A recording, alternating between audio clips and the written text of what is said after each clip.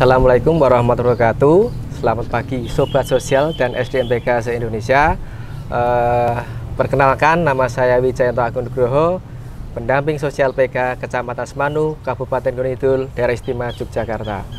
Pagi ini saya berada di kawasan Telaga Junge, sebuah kawasan wisata baru yang ada di Kecamatan Semanu, yang baru-baru ini memang sedang in lah dalam bahasa kerennya untuk anak-anak sekarang. Padahal ini Junge itu sudah lama ada di Semanu, tetapi waktu itu belum tereksplor. Dan ini seperti apa kok bisa dikasih nama Junge, nanti biar teman saya akan menjelaskan. Sebelumnya di sini saya membawa 3 teman, nanti biar mengenalkan satu persatu. Monggo urut dari yang paling ujung. Assalamualaikum warahmatullahi wabarakatuh. Selamat pagi semuanya, Sobat Sosial dan SDMPK se-Indonesia yang saya banggakan dan saya cintai. Perkenalkan, nama saya Arisman Setia Nugraha, pendamping sosial PKH di Kapanewon Semanu atau Kecamatan Semanu, Kabupaten Gunung Kidul. Saya di sini mungkin sebelum ke yang lain tadi sudah dijelaskan oleh Mas Wijayanto Agung bahwa kita berada di salah satu tempat wisata yang luar biasa menurut kami, karena ini adalah tempat telaga yang penuh historis juga.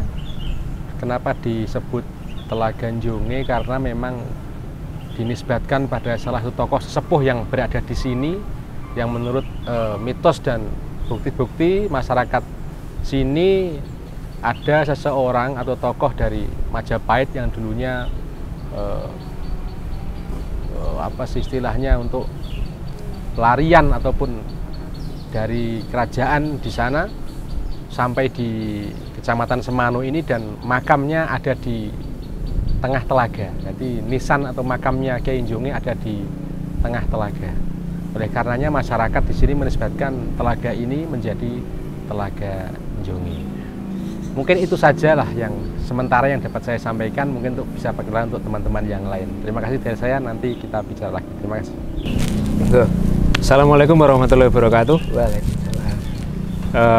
Selamat pagi sahabat sosial seluruh Indonesia. Pagi ini adalah pagi yang paling indah bagi kami di tempat ini, di Telaga Junge, Dusun Junge, Kecamatan Semanu. Langsung saja, pagi ini saya ingin memperkenalkan diri.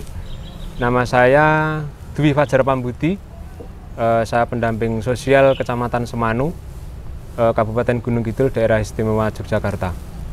Saya di sini mendampingi Desa Semanu,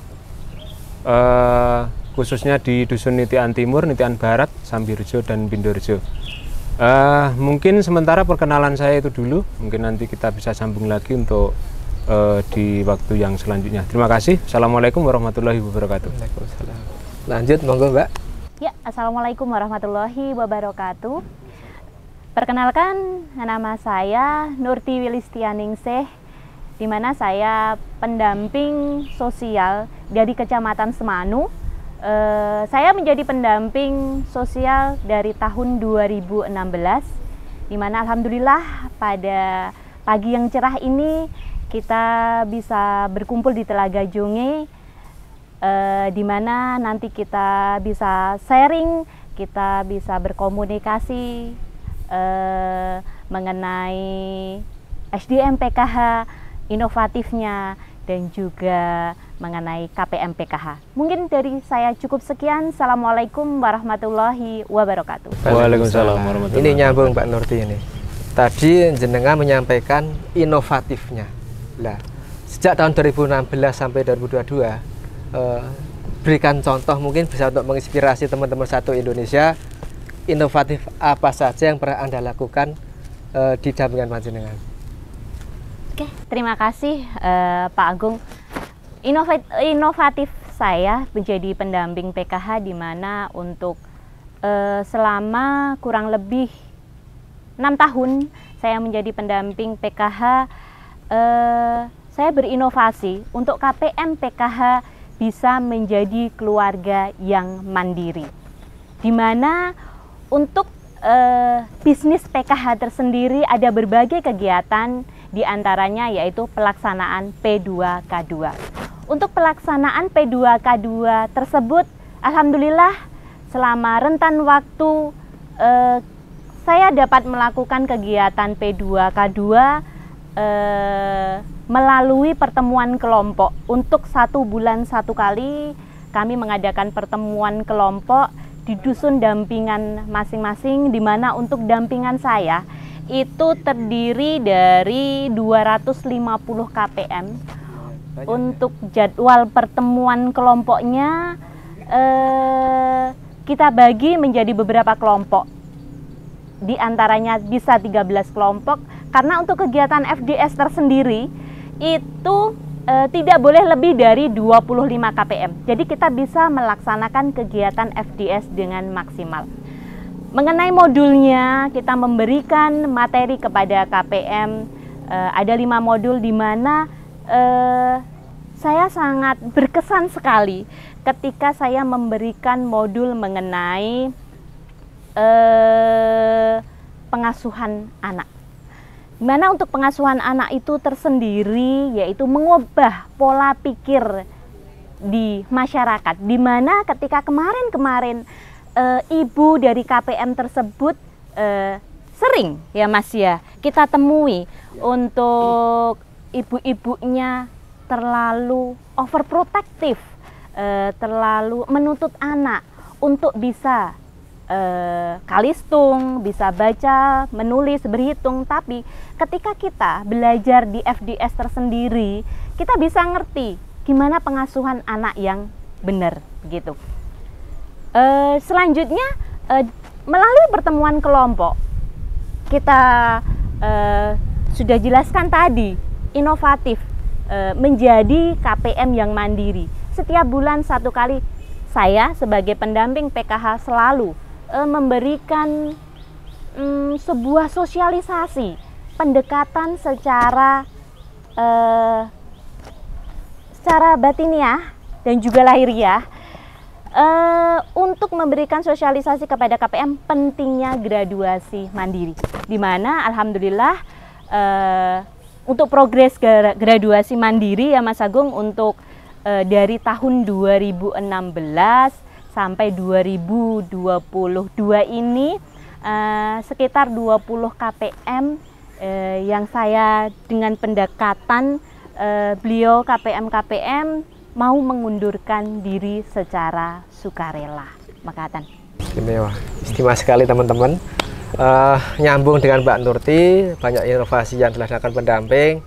Perlu diketahui juga bahwa di Semanu juga beberapa pendamping sudah melaksanakan kolaborasi dengan lintas sektor terkait dengan penanggulangan kemiskinan juga, pengurangan angka bunuh diri juga, banyak sekali program yang telah dilakukan teman-teman. Nyambung dengan tadi, mungkin dari Mas Risman adakah kolaborasi dengan pihak yang lain terkait dengan pengentasan kemiskinan juga? Monggo Mas Risman. Terima kasih. Mungkin untuk sobat-sobat dan teman-teman semua, saya ingin bercerita tentang pengalaman saya mendampingi yang tentu saja sangat luar biasa, banyak suka dukanya. Sukanya dulu aja Mas, sukanya dulu aja Mas. Kalau sukanya lebih kepada batiniah Mas, karena nyun sewu, diakui nggak diakui ya, kita di area-area kita yang mungkin di geografisnya di sini di Kecamatan Semanu itu banyak pegunungan kapur yang saya di Gunung Kidul, pegunungan kapur yang banyak area blank spotnya, tidak ada internet sama sekali, bahkan telepon itu harus di atas gunung. Berarti ini masuk ke duka ini. Ini suka. Berarti duganya dulu. Duganya dulu. Ya suka. Gitu, karena apa? Apalagi di pandemi ini kita harus dituntut untuk mensosialisasikan dan mengedukasikan setiap informasi-informasi terbaru dan terupdate dari kementerian. Gimana kita harus mungkin perjalanannya menempuh 30-40 menit ke lokasi KPM, yang di sana belum ada hotmeet, belum ada internet, yang dimana kita memang harus terjun ke lapangan. 1 bulan ke sana bisa 3-4 kali.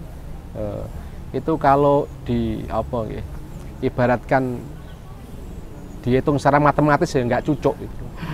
Itu dukanya, tapi sukanya itu batiniah kita, di sana ada perjalanan rohani yang dimana kita itu bisa, menurut agama saya, Islam itu untuk mencapai rahmat Allah itu ada hikmah lid ummah. Kita untuk bisa khidmah, mendampingi, ngomong, pelayanan kalau dalam bahasa teman-teman Nasrani itu ada di kita di PKH. Oleh karenanya ini merupakan perjalanan ibadah menurut saya yang luar biasa. Sukanya ketentraman itu ada di pendamping. Yang mana ya, mungkin kita ketika kita di rumah, seakan-akan kita itu selalu mendangak ke atas. Tapi ketika kita terjun ke bawah, rasa syukur itu akan tumbuh. Ternyata yang lebih rekoso daripada kita itu lebih banyak. Nah, ini yang membuat menurut saya prestasi yang tidak bisa dibandingkan dengan yang lain di SDM PKH. Mungkin kita nggak ngerasa ya, karena setiap hari melakukan.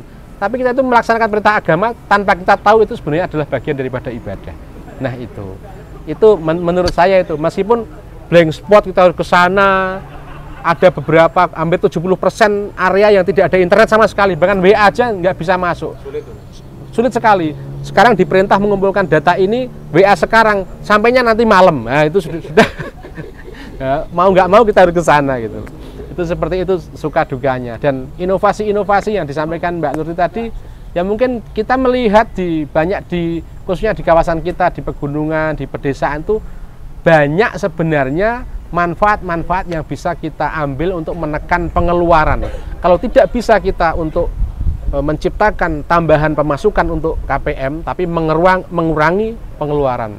Misalnya banyak sekali istilahnya pekarangan-pekarangan atau kebun-kebun yang memang itu seharusnya bisa dimanfaatkan untuk mengurangi pengeluaran. Misalnya kemarin harga cabai kita sampai 120.000. Kita maksimalkan KPM untuk kita menyediakan bibit, kita mendampingi lahan dan lain-lain, sehingga pengeluaran itu bisa kita minimalisir, sehingga bantuan dari PKH ataupun pendapatan dari kepala keluarga bisa digunakan untuk nge-save atau untuk yang lain. Nah, banyak sekali lah istilahnya suka lah. Itu ketika kita ada di sana itu ada kepuasan tersendiri. Ketika melihat KPM yang kita damping itu bisa, tambah makmur gitu. Itu seperti itu. Dan ini yang harus dilakukan karena apa?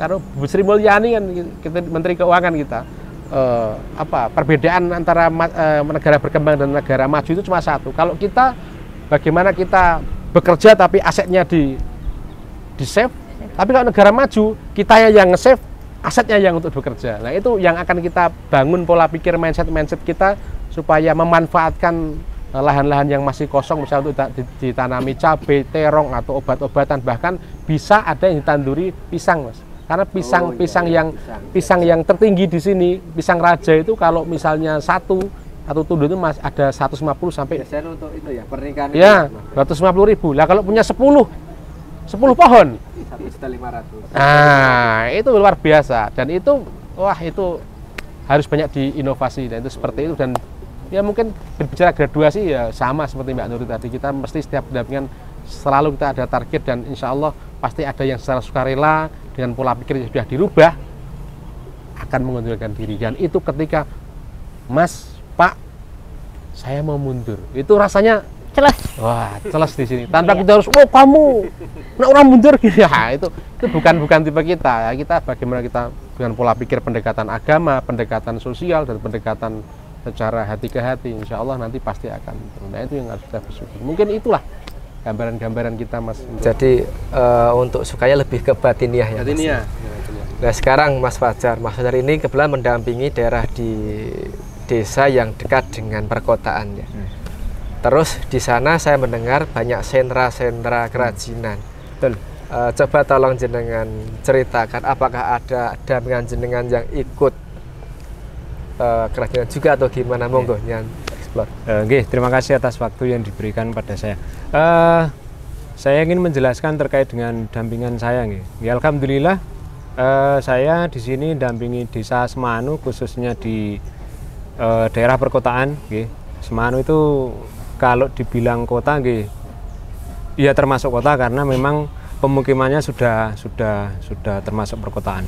Nah, untuk dampingan saya ada beberapa dusun yang karena memang untuk masyarakat dan juga penerima bantuan PK-nya, KPM-nya itu alhamdulillah kemarin juga sudah ada embrio potensi usaha yang sekiranya nanti kalau dipoles sidik itu nanti akan jadi usaha yang lebih besar kan seperti itu. Nah, di PK sendiri juga ada pertemuan kelompok dan juga ada kegiatan FDS.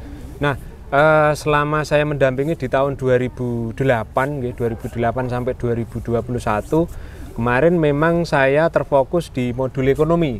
Jadi modul yang lain kita juga menyampaikan, tapi kita lebih menekankan di modul ekonomi karena di dusun yang saya dampingi memang potensi untuk kegiatan usaha itu memang lebih besar.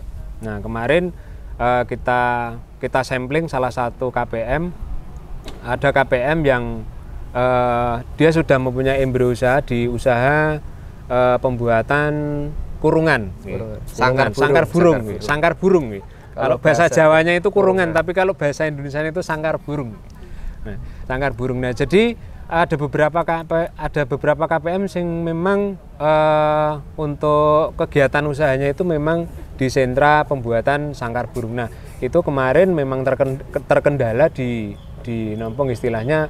Mungkin kalau orang di masyarakat itu kan memang kalau tidak ada yang memotivasi itu kan, kalau dari keluarga sendiri dia punya kemauan yang besar, tapi kalau untuk supportnya itu dia kurang, akhirnya usaha itu kan nggak ada pasang surutnya. Jadi ada kadang nanti juga buat pas lagi semangatnya nanti juga buat, tapi nanti tidak ada yang support terkendala dengan yang seperti semangat, terus bantuan modal ataupun yang lain, biasanya nanti terkendalanya di situ. Nah, kita sebagai pendamping juga mensupport dalam arti kita memberikan edukasi, dalam arti edukasi untuk pengelolaan keuangan. Jadi KPM juga kita ajari untuk mengelola keuangan sebisa mungkin apapun yang KPM punyai, dana yang dipunyai ataupun penghasilan yang dipunyai, agar sebisa mungkin untuk dialokasikan sebagai untuk dana saving. Nah, alhamdulillah sampai sekarang dari 2008 sampai 2021 dari beberapa KPM yang kita dampingi ada yang sudah mempunyai usaha sendiri, Mas. Jadi dari yang pertama cuma sehari itu cuma bisa produksi 1-2 buah sangkar burung, sekarang sudah rata-rata per hari dapat berapa, Mas? Kalau rata-rata per hari bisa sampai 10 sampai 15 sangkar burung.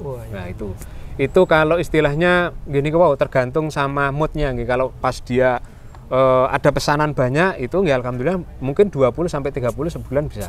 Apalagi musim Covid seperti ini. Jadi mungkin untuk nompong istilahnya dia lebih menghabiskan waktu untuk keusahanya. Nah, di samping itu kita juga memotivasi, kita juga manajemen keuangan, kita juga mencarikan link-link yang lain untuk tambahan modal seperti itu, Mas. Nah, kemarin kita juga dari kementerian juga kemarin ada UMKM atau apa nih. Nah, untuk UMKM itu kita juga alokasikan ke situ, kita daftarkan ke situ, akhirnya kita juga mendapatkan tambahan suplai dana. Jadi tugas kita juga mengadvokasi tugas kita juga mengadvokasi. Jadi mungkin teman-teman nanti juga bisa untuk istilahnya bisa untuk praktek ketika kita juga mempunyai dampingan yang mempunyai potensi usaha, alangkah baiknya kita support. Jadi supportnya bukan cuma kita memberikan secara teori, jadi kita juga harus memberikan link-link sebenarnya bisa dilingkan ke sini, dan marketing juga. Marketing juga. Jadi pendamping ngerangkepnya banyak.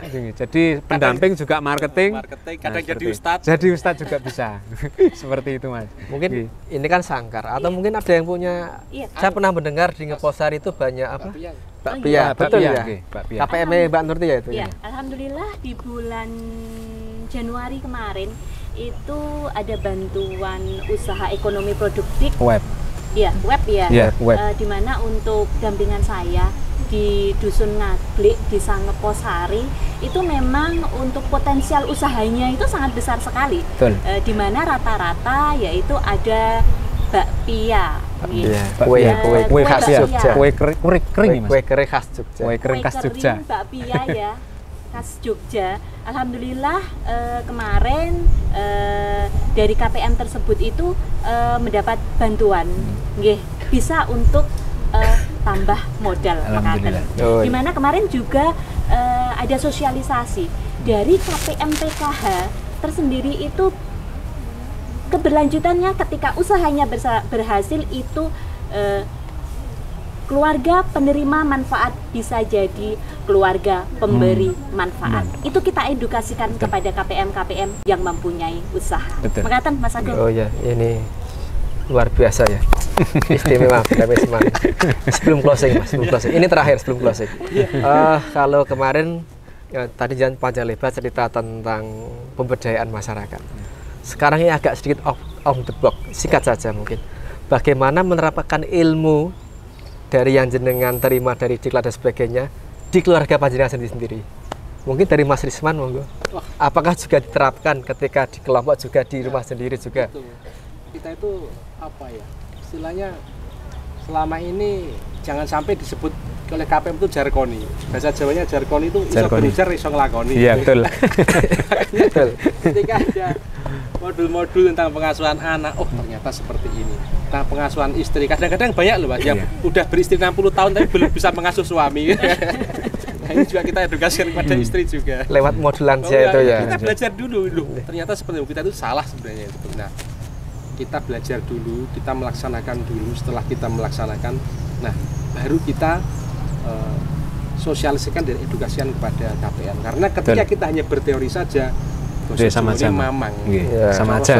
Setrumnya itu frekuensi tidak akan sampai. Karena ketika kita tidak melaksanakan, nggak bisa dapat chemistry. Ya betul. Makanya kita ya pasti kita belajar dulu, diaplikasikan tentang pengasuhan istri, pengasuhan anak kepada orang tua, mertua, ekonomi itu kita praktekkan dulu.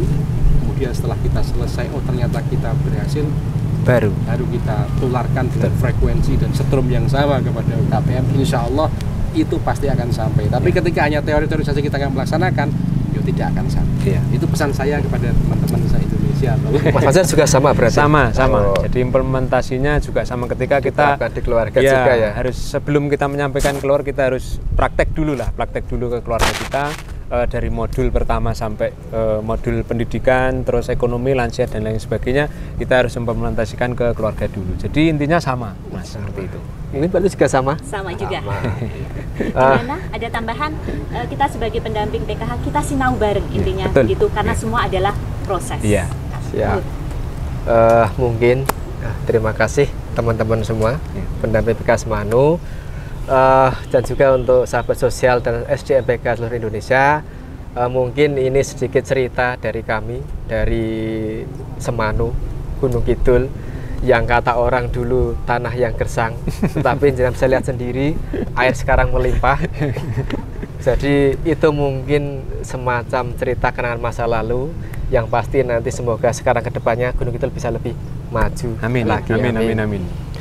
Mungkin terima kasih, teman. Sama-sama, Mas. Dari saya cukup. Kami akhiri. Wassalamualaikum warahmatullahi wabarakatuh. Salam dari Gunung Kidul. Dadah.